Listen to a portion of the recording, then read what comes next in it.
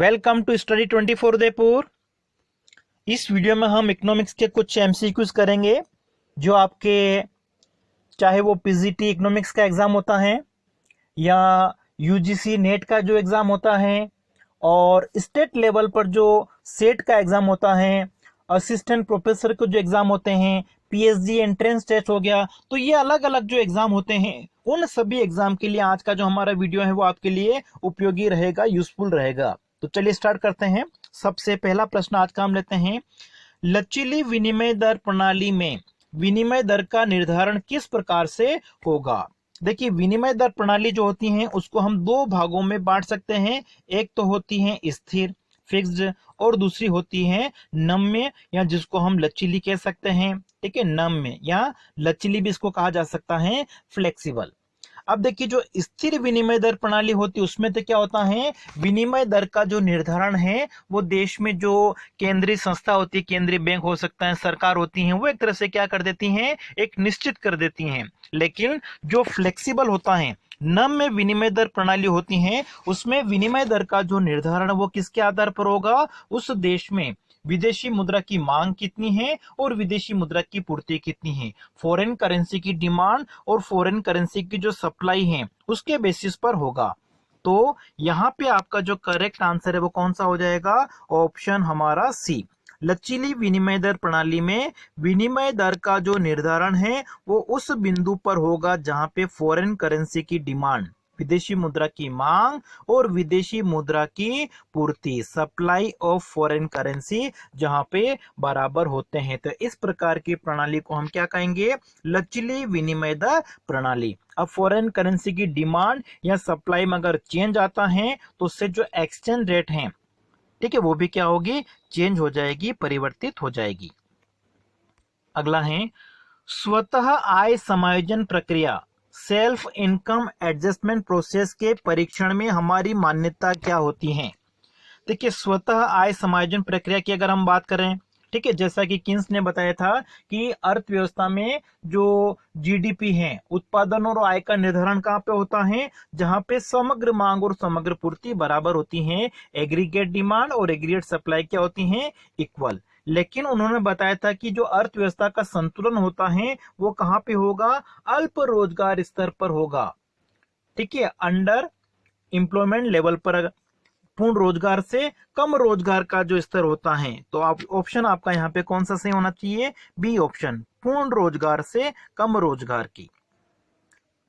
Next देखिए, विदेशी संस्थागत निवेशकों तथा प्रवासी भारतीयों द्वारा किसी भी भारतीय कंपनी में वर्तमान में कितने प्रतिशत तक पोर्टफोलियो निवेश किया जा सकता है। देखिए, विदेशी संस्थागत निवेशकों की अगर बात की जाए तो उनका भाग 24% तक है, जबकि जो एनआरआईज हैं, ठीक है, जो प्रवासी भारतीय हैं, वो 10% तक पोर्टफोलियो निवेश कर सकते हैं। तो इसका जो करेक्ट आंसर है वो इसको एक बार आपको चेक करना पड़ेगा, इसको एक बार चेक कर लीजिएगा।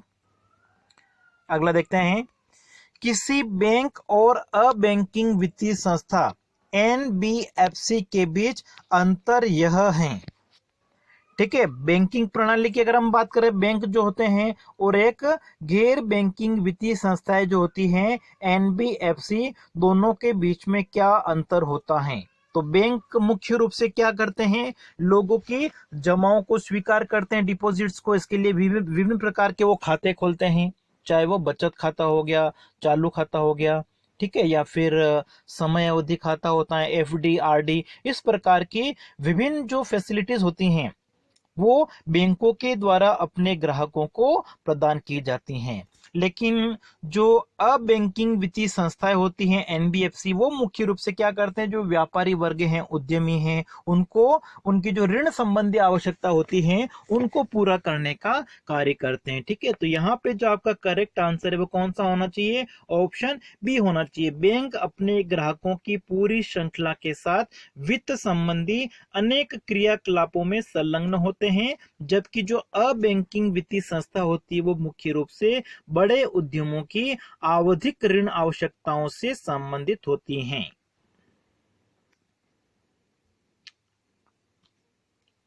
ठीक है, ये आपके पास में 4 ऑप्शन थे, इनमें से बी ऑप्शन जो है वो हमारा सही होगा। नेक्स्ट देखते हैं, उत्पादन लागत का वह भाग जो स्वयं के साधनों के रूप में लागत है लगता है कहलाता है। देखिए, उत्पादन की लागत का जो वर्गीकरण है, क्लासिफिकेशन, उससे हम 2 आधार पे कर सकते हैं। एक तो होता है सुव्यक्त लागतें, ठीक है, एक्सप्लिसिट कॉस्ट कहते हैं, मतलब ऐसी लागतें जो उत्पादन प्रक्रिया में बाहर से साधनों को क्रय करने पर चुकानी पड़ती हैं। जैसे एक उद्यमी ने कुछ श्रमिक अगर किराए पे लिए हैं, ठीक है, उनको वेतन का भुगतान करना पड़ेगा। भूमि अगर किराए पे ली है तो उनको भूमि का किराया देना पड़ेगा। पूंजी अगर उधार ले रखी तो उसका ब्याज चुकाना पड़ेगा। तो जो बाहरी साधनों को चुकानी पड़ती है उसको हम क्या कहते हैं, एक्सप्लिसिट कॉस्ट कहते हैं, सुव्यक्त लागतें, ठीक है। लेकिन उत्पादन प्रक्रिया में जो उत्पादक के स्वयं के साधन होते हैं, ठीक है, उन पे जो लागत आएगी उनको हम क्या कहेंगे, इम्प्लिसिट कॉस्ट कहेंगे, अव्यक्त लागतें। जैसे कि उत्पादक की खुद की अगर भूमि है उद्यमी की तो उसको किराया नहीं चुकाना पड़ेगा, खुद की अगर पूंजी है तो उसका ब्याज नहीं चुकाना पड़ेगा, खुद अगर वो काम कर रहा है तो उसकी सैलरी नहीं चुकानी पड़ेगी। तो इस प्रकार की लागतों को हम क्या कहते हैं, अव्यक्त लागतें, जो उत्पादन प्रक्रिया में उद्यमी के स्वयं के साधनों की होती हैं। अगला देखिए, अर्थशास्त्र में जिस ब्याज के निर्धारण की चर्चा की जाती है। देखिए, ब्याज जो होता है उसको हम 2 भागों में बांट सकते हैं। एक तो आपका होता है सकल ब्याज, ठीक है, एक होता है सकल ब्याज, कुल ब्याज या ग्रोस इंटरेस्ट, ठीक है। इसमें एक तरह से क्या होता है कि जो पूंजी होती है उसका प्रयोग करने के बदले में जो कीमत चुकाई जाती है, जिसको हम नेट इंटरेस्ट कहते हैं या वास्तविक ब्याज कहते हैं, वो भी सम्मिलित होता है। लेकिन इसके साथ साथ में जो जोखिम उठाई जाती है, जोखिम का प्रतिफल भी होता है। लोग उधार दे रहे हैं, उनको असुविधा होती है, असुविधा का प्रतिफल भी होता है। व्यवस्था या प्रबंध व्यवस्था का भी प्रतिफल होता है। तो इन सभी को हम सकल ब्याज में सम्मिलित करते हैं। लेकिन अर्थशास्त्र में जो हम ब्याज की बात करते हैं वो ब्याज कौन सा होता है, नेट इंटरेस्ट होता है, रियल इंटरेस्ट होता है, वास्तविक ब्याज जिसको कहा जाता है। और वास्तविक ब्याज क्या होता है, नेट इंटरेस्ट क्या होता है, केवल मुद्रा का प्रयोग करने के बदले, ठीक है, मुद्रा का जो प्रयोग किया जा रहा है, पूंजी का जो प्रयोग किया जा रहा है, या हम उनको ऋण योग्य कोष कह सकते हैं, उनका प्रयोग करने के बदले में, ठीक है, केवल पूंजी का प्रयोग करने के बदले में जो भुगतान किया जाता है उसे हम क्या कहते हैं, नेट इंटरेस्ट कहेंगे, रियल इंटरेस्ट कहेंगे। हिंदी में उसको हम शुद्ध ब्याज कह सकते हैं या वास्तविक ब्याज कह सकते हैं। और ये वास्तविक ब्याज जो होता है वो सकल ब्याज का ही एक अंश होता है। लेकिन ब्याज निर्धारण की जो हम बात कर रहे हैं वो हम वास्तविक ब्याज की करते हैं, ठीक है। तो करेक्ट आंसर इसमें आपका ऑप्शन बी।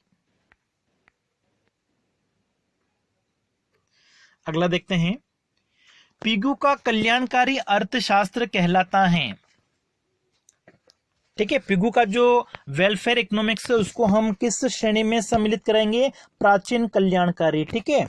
क्लासिकल जो वेलफेयर इकोनॉमिक्स की हम बात करते हैं, सबसे पहले मार्शल पिगू के जो विचार थे उनको लिया जाता है। नेक्स्ट देखिए, परेटो उपयोगिता की स्वीकार करते हैं, ठीक है। परेटो अनुकूलतम जब आप पढ़ते हैं, परेटो ऑप्टिमलिटी, तो उसमें उपयोगिता को मापने के लिए संख्यात्मक माप जो होते हैं उसका प्रयोग किया जाता है, ठीक है। तो यहाँ पे आपका जो करेक्ट आंसर है वो कौन सा हो जाएगा, ऑप्शन हमारा ए, ठीक है। परेटो ऑप्टिबिलिटी में जो उपयोगिता होती हैं उसको एक सीमा तक संख्या के रूप में व्यक्त कर सकते हैं। तो संख्यात्मक माप को यहाँ पे प्रायोरिटी दी गई थी परेटो अनुकूलतम में। नेक्स्ट देखिए, कोब डगलस उत्पादन फलन में श्रम का सीमांत उत्पादन दिखाते हैं, ठीक है। कोब डगलस उत्पादन फलन जो होता है उसमें श्रम का सीमांत उत्पादन जो है उसके लिए हम क्या करेंगे, श्रम के सीमांत उत्पादन का आय के संदर्भ में अवकलन किया जाएगा, ठीक है। तो ये आपका हो जाएगा dy/dl, ठीक है, श्रम के संदर्भ में। तो ऑप्शन हमारा इसमें कौन सा होगा, ए ऑप्शन। नेक्स्ट है, रेखीय उत्पादन फलन लीनियर प्रोडक्शन फंक्शन का आशय होता है जब उत्पादन के सभी साधनों को एक विशेष अनुपात में बढ़ाया जाए तो उसी अनुपात में उत्पादन में वृद्धि होती है। बिल्कुल सही कथन है। ठीक है, जो लीनियर प्रोडक्शन फंक्शन होता है उसमें क्या होगा, जितना हम साधन बढ़ाएंगे, जिस अनुपात में साधन बढ़ाएंगे उत्पादन भी उसी अनुपात में बढ़ता है। जैसे कि माना कि हमारा उत्पादन फलन है production function 50 equal to 10L 20K। ठीक है, अब देखिए साधनों की मात्रा हमने डबल कर दी, जैसे कि आपने कर दिया 20L 40K, तो जो प्रोडक्शन है वो हमारा कितना हो गया, 50 से डबल हो गया 100। तो जिस रेशियो में हम साधनों को बढ़ाएंगे अगर उत्पादन भी उसी अनुपात में बढ़ जाएगा, उसी रेशियो में अगर बढ़ता है तो ये आपका लीनियर प्रोडक्शन फंक्शन होता है। तो ये कथन हमारा सही है, ऑप्शन ए। नेक्स्ट है, विकासशील देशों में विकास की रणनीति के रूप में आर्थिक क्षेत्रों में अग्रगामी और प्रतिगामी संबंधों की भूमिका को किस अर्थशास्त्री ने अधिक महत्व दिया है? तो अग्रगामी और प्रतिगामी संबंध को की बात किसने की थी? हर्षमैन ने। अगला है, अल्प विकसित देश विश्व अर्थव्यवस्था में मलिन बस्तियां हैं। ठीक है, ये जो परिभाषा है वो किसके साथ में संबंधित है? केर्न क्रॉस के साथ में, ऑप्शन ए।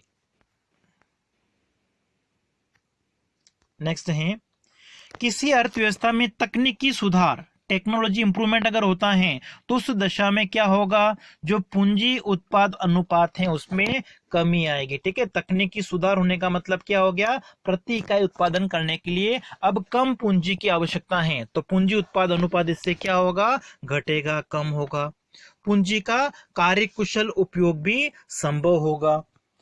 फिर थर्ड ऑप्शन में लिखा पूंजी उत्पादन अनुपात में वृद्धि होगी, नहीं, क्योंकि हमने ऊपर बता दिया है कि इसमें क्या होगी, कमी होगी। और साथ ही साथ इससे जो श्रम की उत्पादकता है उसमें भी सुधार होगा।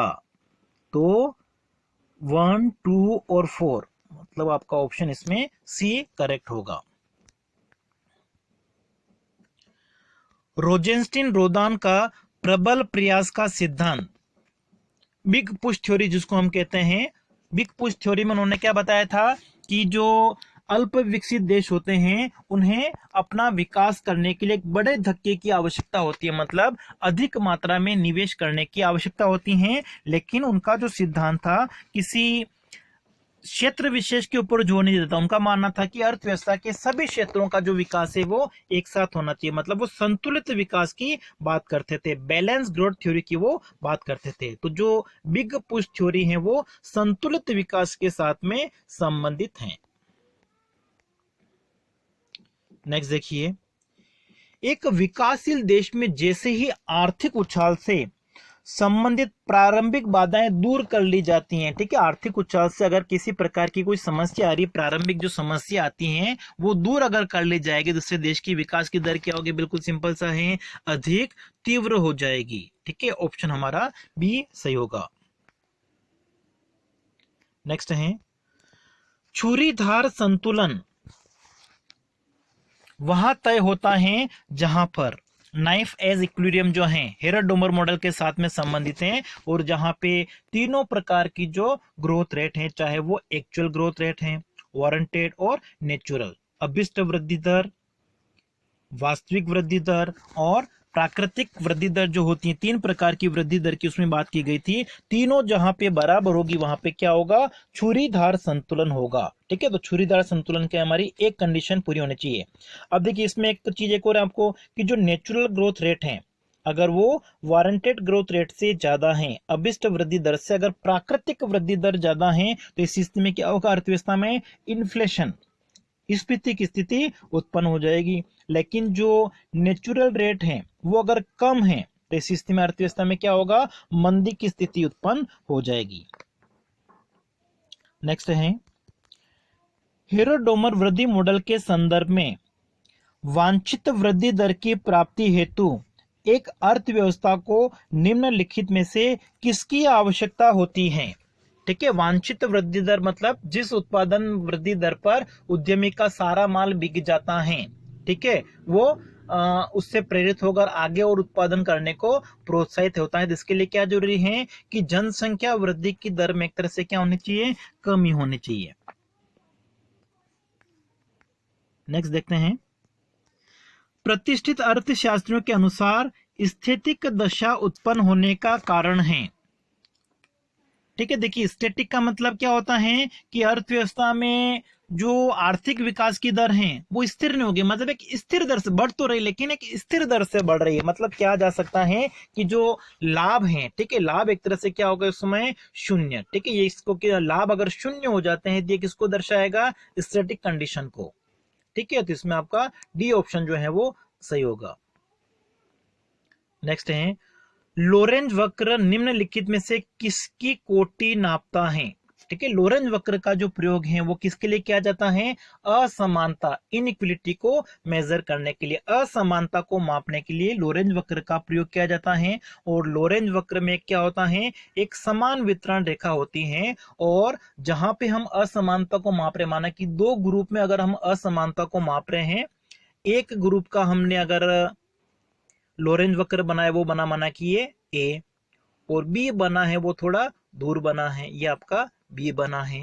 तो यहाँ पे ये देखिए ये हमारी इक्वल डिस्ट्रीब्यूशन लाइन है, समान वितरण रेखा है, और जो वक्र लोरेंज वक्र हमारा समान वितरण रेखा के पास में होता है उसमें असमानता कम होगी, जो दूर होगा उसमें विषमता असमानता ज्यादा होती है। तो देखिए ए यहाँ पे समान वितरण रेखा के पास में है, इसका मतलब ए ग्रुप में असमानता कम होगी, बी ग्रुप में ज्यादा होगी।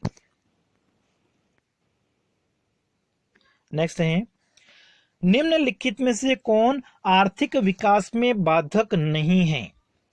ठीक है, निम्नलिखित में से कौन आर्थिक विकास में बाधक नहीं है, तो इसका आंसर आपको कमेंट बॉक्स में बताना है। ठीक है, और मैं कमेंट बॉक्स में इसका आंसर बता दूंगा, तो आप बिना देखे आपको एक बार इसका आंसर बताना होगा कि बाजार की जो अपूर्णताएं हैं वो देखो आर्थिक विकास में बाधक नहीं है, ये पूछा हुआ है। ठीक है, इनमें से कौन सा नहीं है, तो बाजार की अपूर्णताएं ये तो बाधक होती हैं। ठीक है, मैंने बताऊंगा, आपको बताना है उपभोग में प्रदर्शन प्रभाव, अनुकूल व्यापार की शर्तें, या निर्धनता का दुष्चक्र, इनमें से आर्थिक विकास में बाधक नहीं है। इसका आंसर आपको कमेंट बॉक्स में बताना है। तो आज की क्लास में इतना ही।